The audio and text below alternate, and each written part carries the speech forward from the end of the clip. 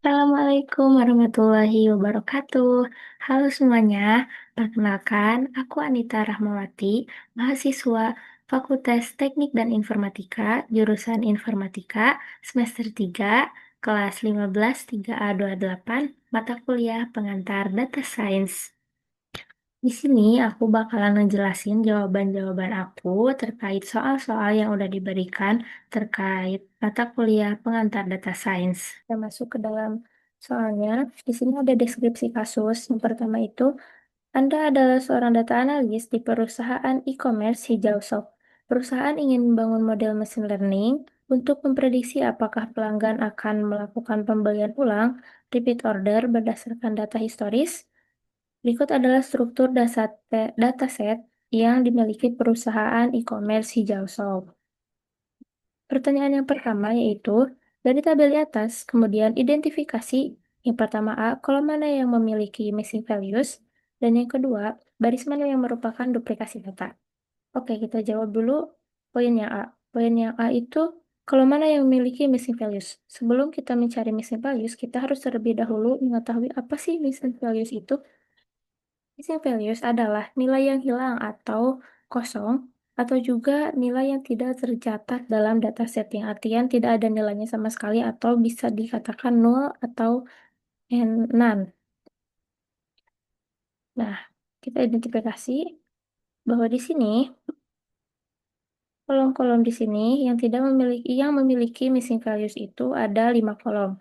Yang pertama itu kolom umur, barisnya Sinta, itu kosong, yang artian missing values. Yang kedua ada di kolom pendapatan, di baris budi, yaitu 0.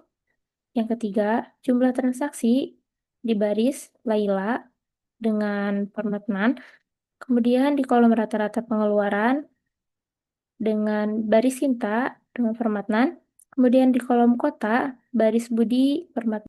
Nah, jadi total kolom yang memiliki missing values itu ada 5. Yang pertama itu umur, kolom umur. Yang kedua, kolom pendapatan. Ketiga, jumlah transaksi. Keempat, rata-rata pengeluaran. Yang kelimanya ada di kolom kota. Oke, langsung masuk ke pertanyaan yang bagian B. Baris mana yang merupakan duplikasi data? Duplikasi data itu merupakan data yang ada dua. Yang dalam artian sama datanya tetapi ada dua. Duplikat. Duplikat berarti dua ya. Nah, kita lihat lagi di kolom di tabel ini, tabel dataset, mana sih data yang ada dua dan isinya itu sama. Kita lihat dari mulai kodenya terlebih dahulu. Dalam ID pelanggan itu pasti beda-beda, akan tetapi ada saja yang isinya itu sama. Kita lihat di nama, Andi, Sinta, Andi, Budi, Laila. Sudah ketahuan ya teman-teman, kalau data yang duplikat itu ada di nama Andi. Dan Andi yang pertama juga Andi yang bagian baris ketiga. Andi yang pertama umurnya 25, sama juga dengan Andi yang baris ketiga. Jenis kelaminnya sama L, pendapatannya juga sama, jumlah transaksinya sama 15, rata-rata pengeluarannya juga sama, kemudian kotanya juga sama, dan skor loyalitasnya itu sama. Jadi, baris yang duplikat itu ada pada baris yang pertama dan yang baris yang ketiga. Sudah terjawab. Kemudian kita masuk ke soal yang kedua. Jelaskan berapa pendekatan berbeda dalam penanganan nilai kosong atau missing values ya teman-teman pada kolom pendapatan. Kemudian sebutkan kelebihan dan kekurangannya dari masing-masing metode penanganan. Oke, kita masuk ke dalam jawabannya. Jawabannya itu ada di sini ya teman-teman. Aku nyimpen jawabannya itu nah, di sini. Berikut beberapa pendekatan berbeda dalam penanganan nilai kosong atau missing values pada kolom pendapatan. Yang pertama itu pendekatan dengan metode pairwise deletion atau menghapus missing values yang hanya ada pada pasangan variabel yang terlibat dalam perhitungan tertentu. Dan juga menggunakan metode list deletion, yaitu seluruh baris data yang memiliki missing values dihapus dari dataset. Jadi data yang missing values itu dihapus, teman-teman. Kalau untuk kelebihannya, dalam metode pair list deletion dan list deletion, itu bisa diterapkan secara manual untuk operasi tertentu seperti korelasi. Untuk kekurangannya itu, metode ini tidak langsung didukung dalam Pandas Python gitu ya. Kemudian ada metode estimasi parameter, except expectation maximization, EM algorithm biasanya diterapkan dalam kasus yang lebih kompleks, jadi lebih ke menghitung min max-nya gitu teman-teman. Kelebihannya itu dapat digunakan di banyak model statistik, juga efektif ketika sebagian data hilang atau tidak terobservasi. Untuk kekurangannya, yaitu butuh penentuan jumlah cluster di awal dan lambat untuk dataset yang besar. Jadi kalau misalnya datasetnya besar ataupun banyak gitu ya, nah, ini merupakan kekurangannya estimasi parameter, jadi lambat untuk menghitung datasetnya gitu. Kemudian ada metode imputasi data. Imputasi data yang merupakan solusi untuk mengganti suatu nilai kosong dengan suatu nilai pengganti yang didapatkan dari teknik khusus tertentu. Untuk kelebihannya itu datasetnya menjadi lengkap. Hasil analisisnya juga menjadi akurat karena kan datasetnya juga lengkap gitu. Jadi hasilnya akurat dan terbukti. Untuk kekurangannya, imputasi data ini tidak cocok untuk data yang hilang secara sistematis. Nilai hasil imputasi bukan nilai sebenarnya atau hanya perkiraan, jadi bisa menurunkan keaslian data. Jadi kalau misalnya eh, datanya mungkin banyak, ini nggak cocok karena datanya bisa hilang secara sistematis. Kemudian nilai imputasinya juga bukan nilai yang sebenarnya, jadi nilai akhirnya itu eh, tidak benar gitu atau hanya perkiraan saja. Jadi bisa menurunkan keaslian si datanya tersendiri. Itu juga bisa menjadi kekurangan untuk nanti penelitiannya gitu. Kemudian kita masuk ke soal yang nomor 3. Tulis contoh kode Python Pandas untuk menghapus data duplikat dan mengisi nilai kosong pada rata-rata pengeluaran dengan nilai median. Jawabannya, menghapus data duplikat dengan menggunakan Python Pandas, kodenya yaitu df underscore no underscore duplicates sama dengan df dot drop underscore duplicates buka kurung tutup kurung.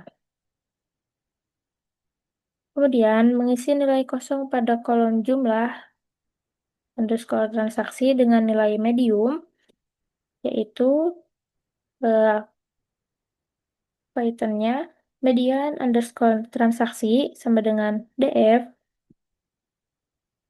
buka kurung tegak kutip jumlah underscore transaksi, kutip tutup kurung, dot median dalam kurung tutup kurung. Kemudian DF, buka kurung, kutip jumlah underscore transaksi, kutip tutup kurung, sama dengan DF, dalam kurung, kutip jumlah transaksi, kutip tutup kurung, dot filna, dalam kurung median underscore transaksi tutup kurung.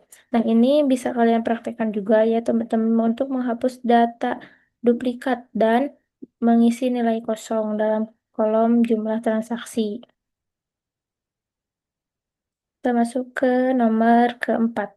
Kita masuk ke soal yang nomor keempat, yaitu ada kolom pendapatan yang memiliki rentang dari nilai 0 hingga 8 juta. Berikan penjelasan mengapa kolom tersebut harus dilakukan normalisasi terlebih cepat digunakan dalam algoritma seperti K-means. Jawabannya yaitu kita masuk ke konsep dasar terlebih dahulu. Kolom pendapatan memiliki rentang nilai dari 0 hingga 8 juta, yang artinya skala datanya sangat besar dibandingkan dengan kolom lainnya. K-means adalah algoritma yang sangat sensitif terhadap perbedaan skala data karena ia menggunakan jarak Euclidean atau jarak antar titik pada ruang data digunakan untuk mengelompokkan data.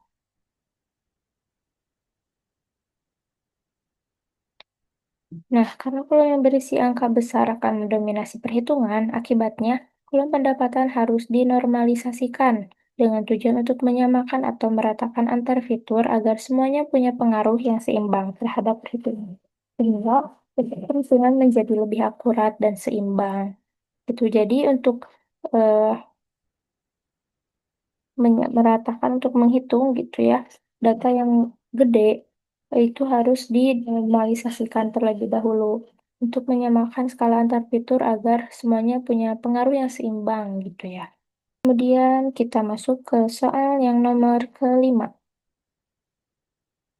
Hitunglah hasil normalisasi min sampai max dari kolom pendapatan untuk pelanggan dengan pendapatan 5 juta jika nilai minimum 0 dan maksimumnya 8 juta. Kita masuk ke jawabannya. Nah, nomor 5.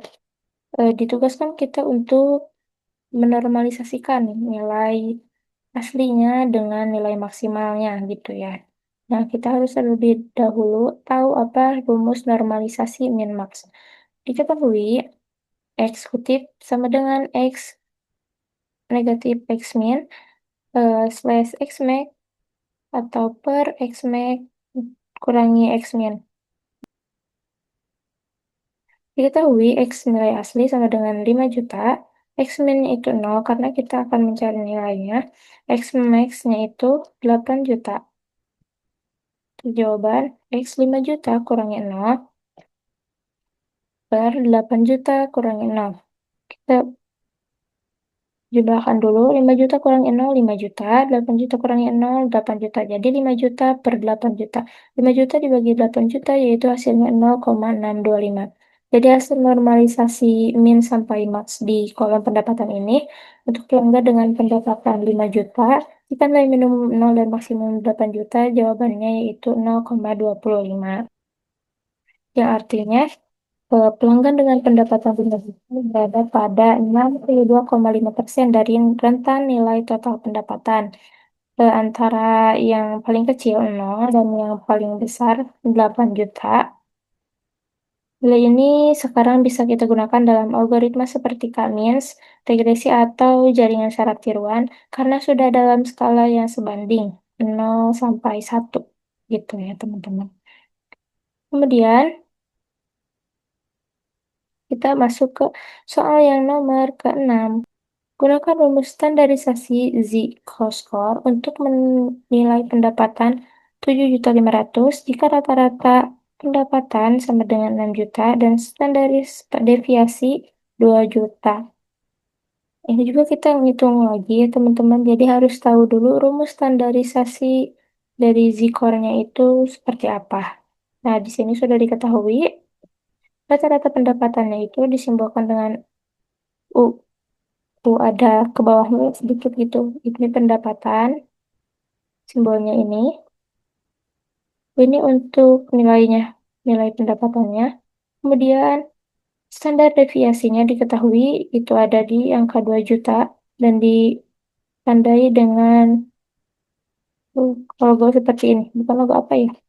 Simbol seperti ini. Ya, gunakan rumus standarisasi Z-score. Di sini sudah ada jawabannya.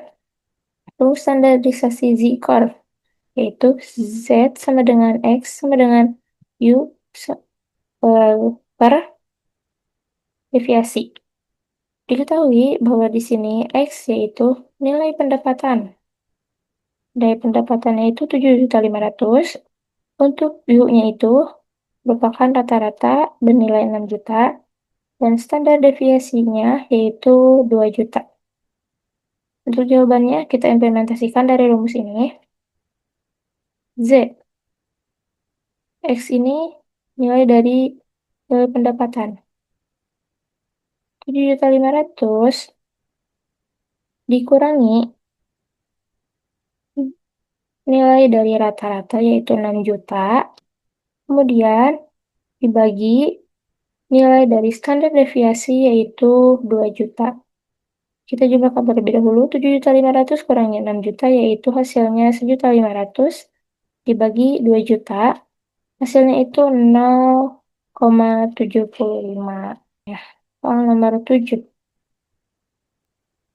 Kita masuk ke dalam soal yang nomor 7.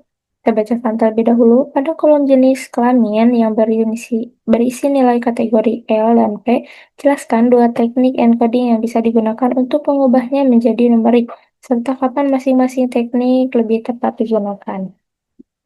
Jawabannya yaitu, yang pertama teknik yang bisa digunakan, yang pertama itu label encoding. Label encoding itu konsepnya itu mengubah setiap kategori menjadi angka. Jadi, teknik di mana algoritma hanya menilai dua nilai numerik 1 dan 0 sebagai representasi dari dua kategori yang berbeda. Teknik ini juga tidak menambah jumlah kolom, jadi kolomnya itu tepat ya teman-teman.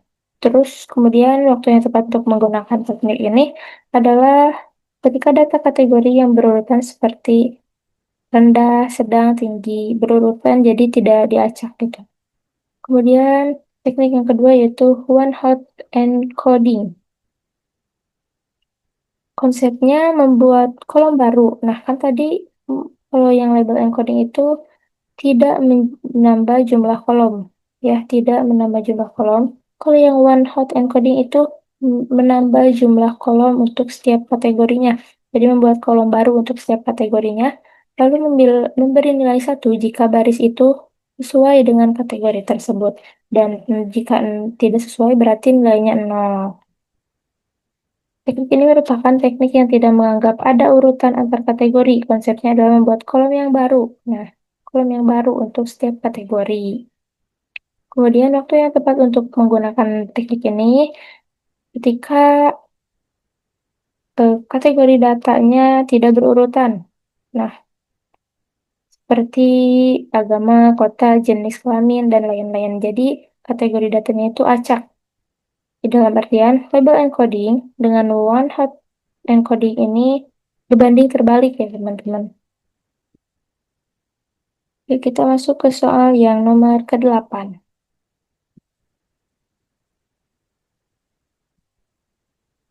Kolom kota memiliki banyak kategori unik.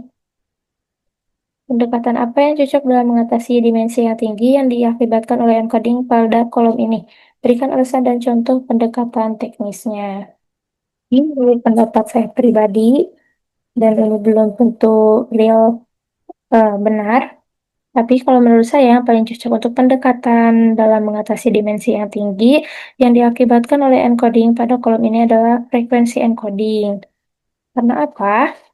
Karena eh, frekuensi encoding ini mudah diterapkan, kemudian menghemat memori juga, karena tidak menambah kolom baru gitu ya. Juga dapat digunakan untuk model berbaris jarak seperti K-means. Kan hasil dari encoding itu berbentuk numerik dari hasil dari encodingnya. Contohnya seperti pendekatannya adalah menghitung terlebih dahulu kemunculan pada setiap kategorinya. Jadi merubah nilai kategori menjadi angka berdasarkan frekuensi. Kemudian dilakukan normalisasi dan hasilnya tergantung mau digunakan algoritma apa gitu. Kemudian kita masuk ke soal yang nomor 9. Mau di akhir. Sebelum membuat model, Anda ingin menghapus fitur yang tidak relevan.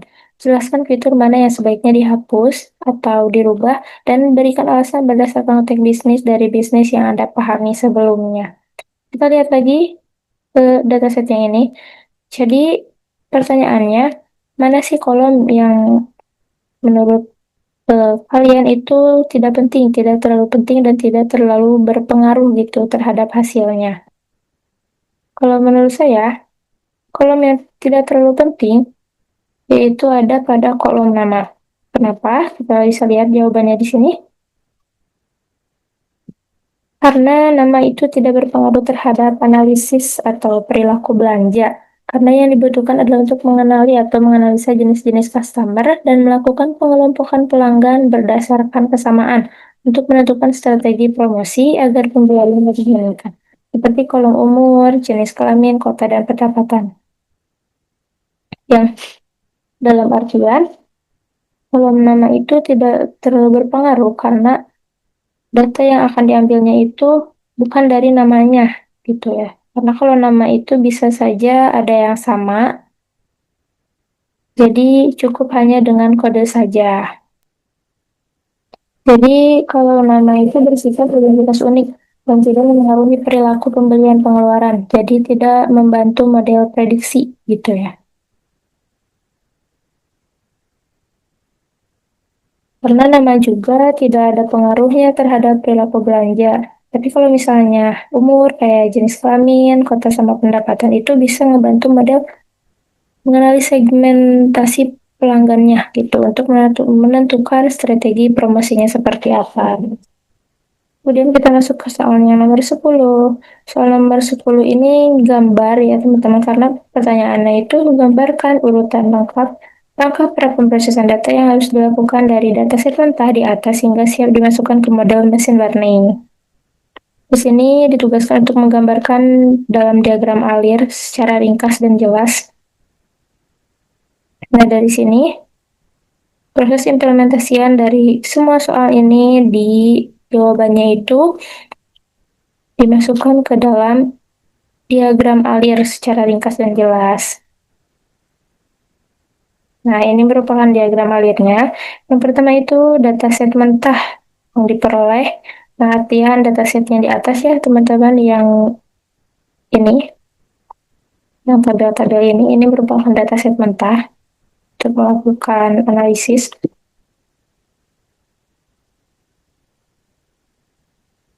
Kemudian langsung saja itu pemeriksaan data di awal. Lihat strukturnya, kemudian mengetahui tipe data yang kosong atau nol, atau yang dalam soal pertama tadi yaitu mengetahui tipe data yang missing values. Kemudian proses yang kedua itu pembersihan data. Pembersihan data meliputi penghapusan duplikasi data, juga menangani missing values. Lanjutan dari proses yang pertama ya, kalau yang kedua ini. Kemudian langkah yang ketiga, transformasi data. Transformasi data meliputi kita menghapus kolom-kolom yang tak relevan, yang tidak dibutuhkan juga tidak sesuai. Kemudian menyeragamkan tipe data di seluruh kolom agar terbaca oleh sistem. Kemudian langkah yang keempat ya teman-teman, keempat, yaitu encoding data kategorikal. Atau yang kalau dalam pertanyaan tadi itu ada di jawaban yang nomor 7, label encoding dan one hot encoding. Ini merupakan pendapat saya terhadap encoding data kategorikal. Kemudian langkah selanjutnya itu normalisasi hasil dari seluruh rangkaian-rangkaian ini. Kita normalisasikan dengan menggunakan normalisasi min-max, hitung min-maxnya, kemudian z-score standarisasi. Kemudian langkah terakhir yaitu pembagian dataset. Datasetnya itu trainingnya itu 80%, dan kita tes mampu atau tidaknya gitu ya teman-teman di angka 20%. Dan itu merupakan jawaban-jawaban aku dari soal-soal pengantar data science. Totalnya ada 10 soal dan jawabannya ada 10 jawaban. Itu merupakan jawaban-jawaban menurut aku, dan aku juga searching-searching ke website-website lain.